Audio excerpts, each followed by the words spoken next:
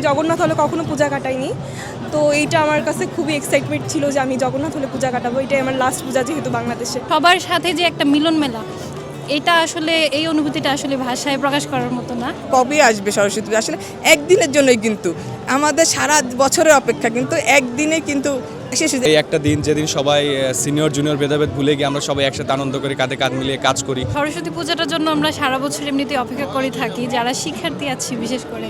তো এটা অবশ্যই একটা আনন্দের মুহূর্ত আমাদের জন্য। আর ঢাকা বিশ্ববিদ্যালয়ের এই মাঠের এই পূজাটা পুরো বিশ্বের মধ্যে সব থেকে বড় পূজা, সরস্বতী পূজা হিসেবে গণ্য করা হয়। তো এটার ভালো লাগা একটু বেশি।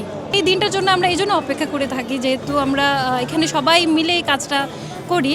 তো এই মেলবন্ধনটা দায়িত্বের মাধ্যমে আমরা হচ্ছে কি নিজেদের মধ্যে আরও মানে সম্পর্কগুলো আমরা আরও বেশি করে স্ট্রং করে গড়ে তুলি আর কি। এই দিনটার জন্য এই জন্য আমরা অপেক্ষা করি, যাতে সিনিয়র জুনিয়র সবাই, ব্যাচমেট বলি, শিক্ষকরা বলি, তারপর অনেক বাইরের অনেক অতিথি আসেন এখানে পূজা দেখতে।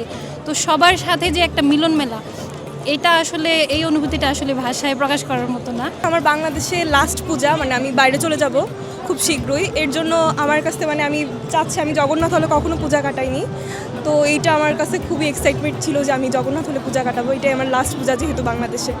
বাইরে যতই যাই, বাংলাদেশের পূজা মতো তো আর পাবো না ওইখানে। এরকমভাবে অনুষ্ঠান হয় না, নিজের লোক পাবো না, নিজেদের যতই যে ফ্রেন্ডদের সাথে আসছে ফ্রেন্ডদের পাবো না। পূজার ঘোরাটা, সরস্বতী পূজা মূলত হচ্ছে অঞ্জলিটা দেওয়ার পরে ফ্রেন্ডদের সাথে যে টাইম স্পেন্ড করাটা, এইটাই হচ্ছে সব থেকে বেশি মিস করবো।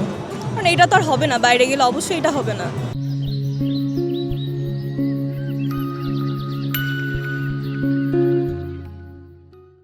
যে শাড়ি কেনার পরে নতুন জুয়েলারি ম্যাচ করা, এরপরে কীরকম আউটফিট দিব, এইটাই একটা এক্সাইটমেন্ট কাজ করে সরস্বতী পূজা নিয়ে। এক বছরের জন্য অপেক্ষা, আসলে চিন্তা করতে কবে আসবে সরস্বতী পূজা? আসলে একদিনের জন্যই, কিন্তু আমাদের সারা বছরের অপেক্ষা কিন্তু একদিনে কিন্তু শেষ হয়ে যায়। এখানে যেমন জগন্নাথের যেমন 3 দিন থাকে, আমাদের তো আর ওইসব জায়গায় তো এরকম ছিল না।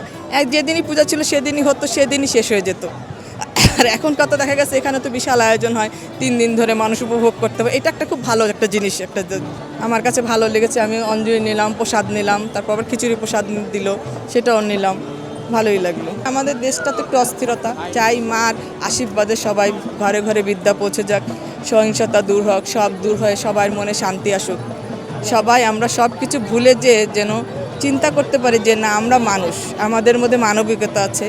আমরা যেন এই মানবিকতার ঊর্ধ্বে যেন না উঠে যাই, অমানুষ যেন না হয়ে যায়। আমরা যেন মানুষ হিসাবে এই পৃথিবীতে বাস করতে পারি। শান্তি বিরাজ করুক, ওম শান্তি। আমি এখানকার রানিং স্টুডেন্ট না, পালিয়ান বুদ্ধিস্টের আমি হচ্ছে এক্স স্টুডেন্ট। তো আমি দীর্ঘ করোনার পর 5-7 বছর পর এখানে আসছি ক্যাম্পাসে। তো আমার একটা অন্যরকম অনুভূতি হচ্ছে সত্যি বলতে।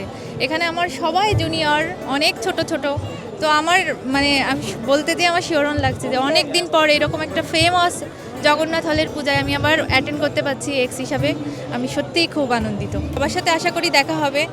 আর ছোটদের কথা কি বলবো, ওরা আয়োজন করেছে এত বড়, এই থিমটা করেছে ইউনিক।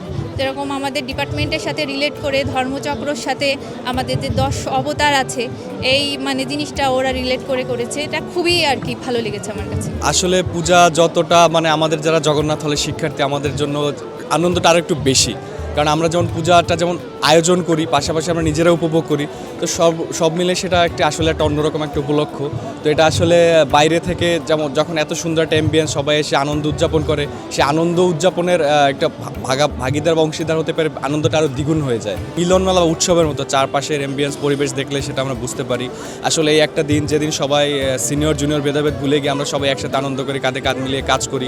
বা পূজাকালীন সময়ও আমরা যারা হলের বা ব্যাচের যারা সিনিয়র থাকেন, আমরা সবাই মিলে মিশে একসাথে কাজ করি। তো সেটা একটা অন্যরকম একটা অভিজ্ঞতা, আনন্দ কাজ করে। তখন কেউ আসলে সিনিয়র জুনিয়রিটিশিপ মেনটেন করে না। তো সেই জায়গা থেকে একটা অন্যরকম একটা ভ্রাতৃত্বের বন্ধন সৃষ্টি হয়, সবার সাথে একটা পারস্পরিক ভালো একটা সম্পর্ক সৃষ্টি হয় আসলে।